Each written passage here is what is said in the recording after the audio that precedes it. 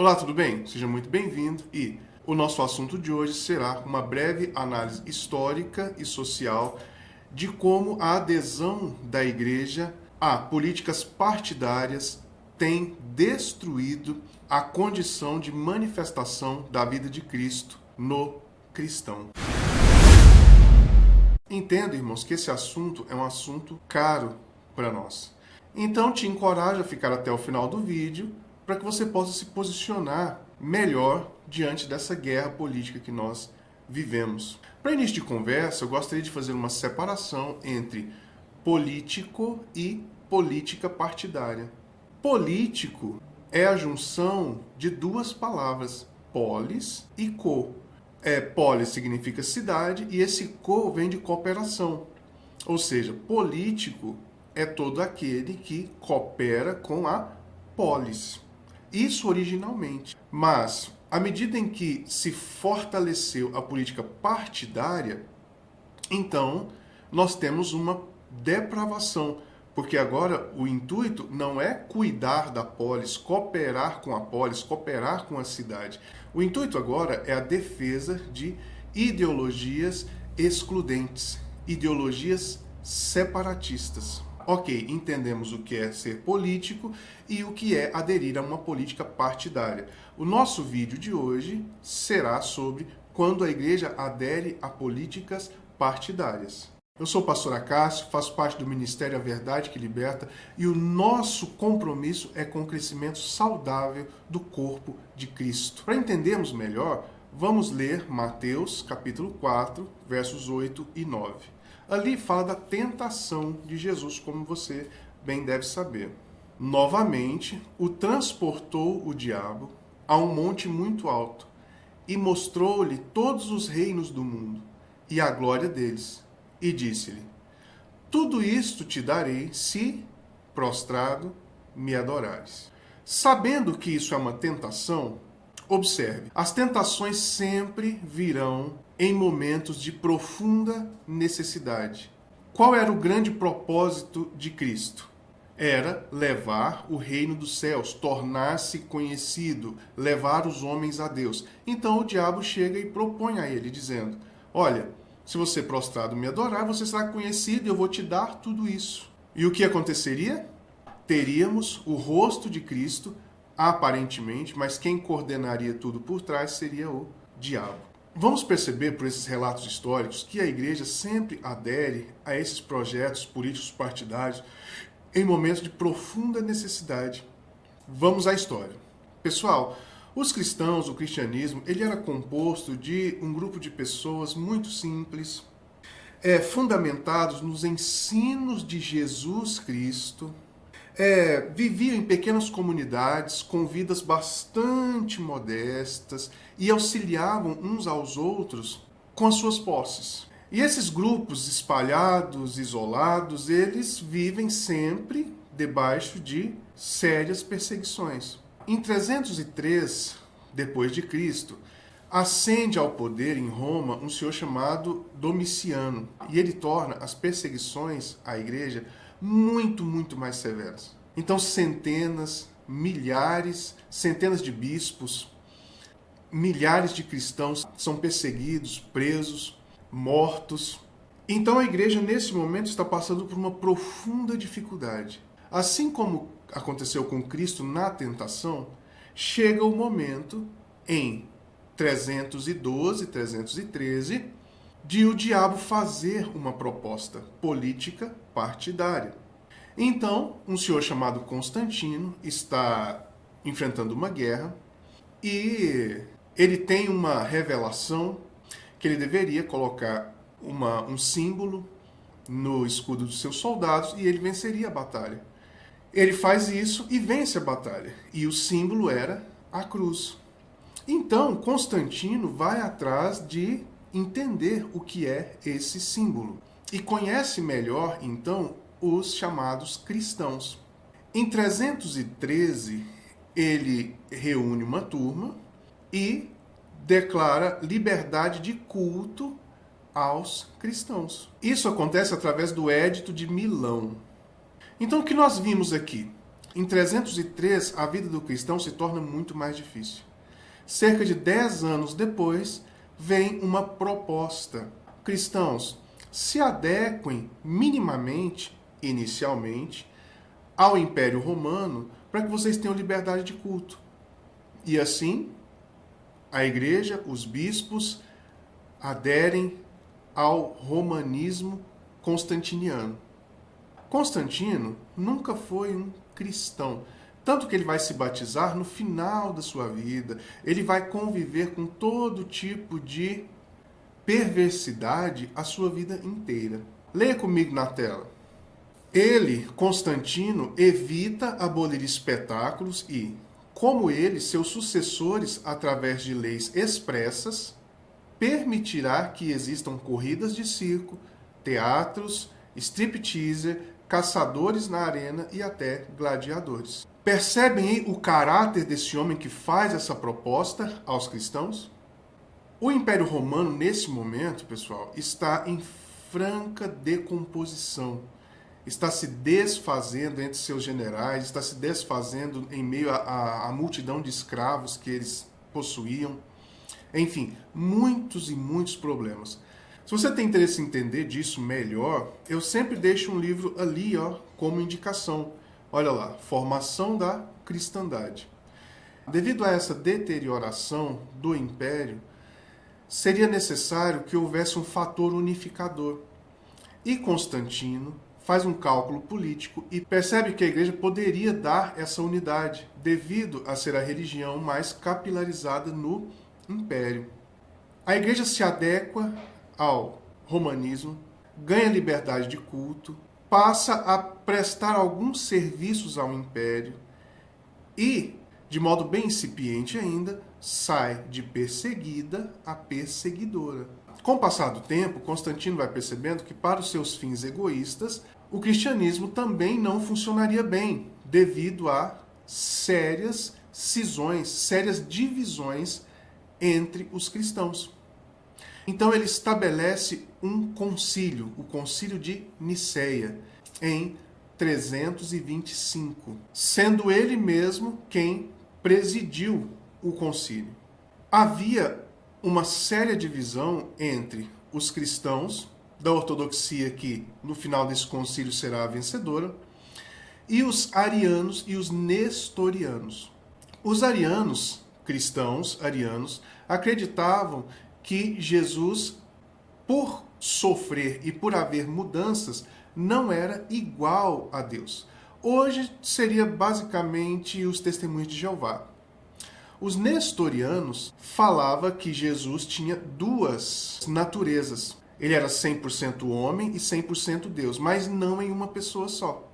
Ele era 100% homem e, em alguns momentos, 100% Deus. Por isso fazia milagres, por isso fazia o que fazia. Essa divisão não era coisa simples, tanto que foi necessário esse concílio. Nesse concílio, Alexandre excomunga os arianos e nestorianos, ou seja, estão fora, estão proibidos de pregarem as suas doutrinas. Sobre esse clima que se instaurou em meio aos cristãos, o padre Éfrem, que viveu a época, nos diz isso. O desejo desenfreado pela controvérsia teológica que tornou os mais sagrados dogmas de fé em jargões de guerra de facções, sacrificando a caridade e a unidade ao espírito sectário. Percebe como que toda aquela simplicidade das vilas, de se ajudarem, se perde em pouquíssimos anos, em pouquíssimo tempo, e vira um território de guerra.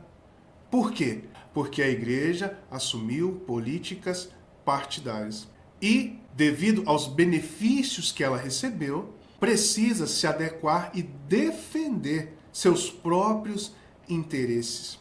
Como disse o padre Éfrem, passando por cima de todos os dogmas de amor, de graça, de aceitação, e se tornando extremamente egoísta, a ponto de passar a perseguir os próprios irmãos. Consegue perceber como foi o desenrolar da estratégia do diabo no sentido de: se prostrado me adorares, tudo isso te darei? A igreja estava passando por extrema dificuldade. Vem essa proposta e o pedido é que se faça uma adesão mínima. Mas depois se pede mais e com o passar do tempo, cerca de 15 a 20 anos, a igreja já não reflete mais Cristo, já não tem nada a ver com Cristo. Isso vai se repetir muitas e muitas vezes. Vamos continuar aqui na nossa história. A igreja, por sua força política, conseguiu influenciar e estabelecer várias regras por força de lei, que nós poderíamos dizer que são coisas boas. Dentre elas, nós temos: não se pode mais descartar crianças, a proibição da escravidão e o fim dos gladiadores. Quando nós olhamos à primeira vista, nós entendemos que, nossa, que positivo, que bom. Só porque tudo que a igreja conseguiu, que nós podemos entender como positivo, foi por força de lei, não por mudança interior, como prega o nosso Senhor Jesus. A igreja, então, devido à necessidade de reportar-se ao Império Romano, se entrega ao sincretismo e começa a absorver toda a cultura daqueles que estão em volta. As culturas pagãs, para ver se de alguma maneira consegue agregar as pessoas a si. Roma era extremamente pagã. Em todo esse período de 313, 350, 380, a igreja já fazia parte da administração pública do Império Romano. Mas, com o Edito de Tessalônica, a igreja vai se tornar muito forte, assumindo a administração civil e judicial, a administração social, a administração de terras, a administração econômica. A igreja vai se tornar uma espécie de banco, a administração da educação e da cultura. Aí sim, a igreja se torna uma grandíssima perseguidora, tanto de pagãos, qualquer pessoa que não aderisse ao cristianismo seria perseguido, quanto aos outros cristãos nestorianos e arianos. A igreja proíbe culto pagão, a igreja proíbe literatura pagã, a igreja proíbe templos, rituais pagãos, até dentro das próprias casas das pessoas estava proibido. E quais são as sanções? Prisão, perca dos bens, exílio e até morte. E sabe o que mais, pessoal? Os cristãos arianos e nestorianos também foram proibidos de pregarem, de terem seus templos, de fazerem suas reuniões, ainda que fossem em suas casas, estavam proibidos, podendo ser aplicada a ele as mesmas sanções aplicadas aos pagãos. Percebe como em poucas décadas a igreja simplesmente se torna draconiana? A igreja se perde completamente? Irmãos, olha só, sempre que nós aderirmos a políticas partidárias devido a dificuldades quanto à igreja, nós estaremos incorrendo nesse erro. Eu ouso dizer que necessariamente nós perderemos toda a nossa capacidade de manifestação de Cristo, de manifestação do Evangelho. Vou dar 2 exemplos mais próximos de nós e depois vou falar um pouquinho sobre o nosso país. Na Alemanha, muitos pastores, muitos padres aderiram ao nazismo devido a dificuldades que eles passaram na Primeira Guerra.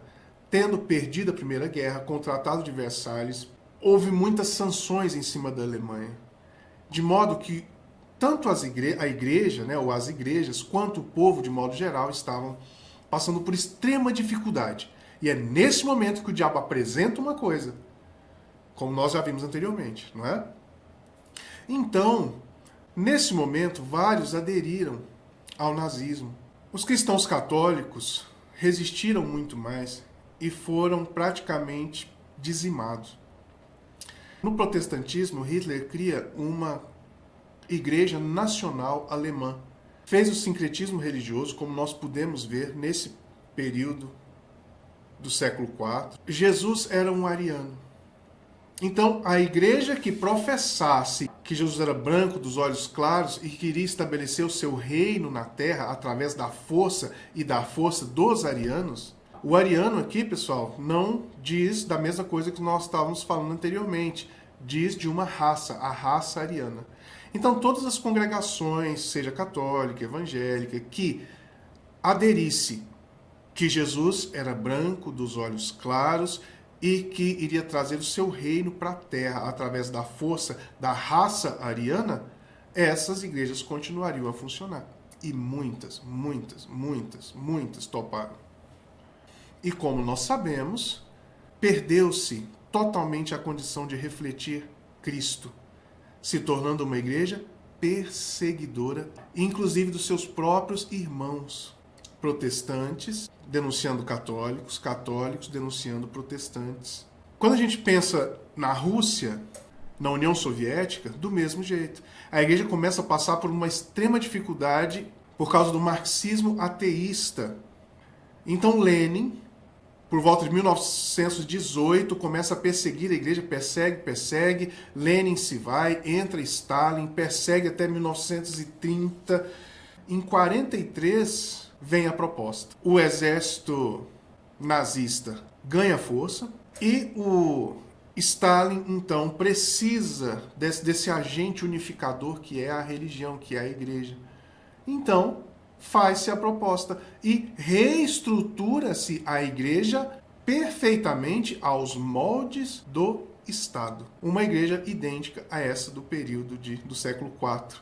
Uma igreja que se torna de perseguida a perseguidora. Uma igreja que se torna recebedora de impostos. Uma igreja que se torna denunciadora dos seus próprios irmãos. Falar um pouquinho sobre o nosso país. Entre os anos 2012 e 2016, nós vimos o Brasil entrar em um problema, em uma certa crise, principalmente econômica. Né? Nós, brasileiros, nós só agimos quando nós temos problemas econômicos. Isso é um problema muito sério que nós temos. Né? Nós não somos muito morais, nós não somos muito cristãos, mas quando tem problema econômico, a gente dá os pulos, não é? E aí foi-se buscar a razão disso. E encontrou o problema na esquerda. E foi-se analisar marxismo cultural, dentre outras muitas coisas. Né? O que aconteceu com a igreja? Aderiu à política partidária. Então, vários cristãos de esquerda simplesmente perseguem os de direita, e os de direita perseguem os de esquerda e os desautorizam, até dizendo que não são cristãos, igualzinho lá no século IV e em todo o desenrolar da história do cristianismo. Desrespeitando, agindo mal uns para com os outros, valorizando, batendo palmas, quando a esquerda sofre percas, a direita bate palma, inclusive morte de neto. A direita bate palma.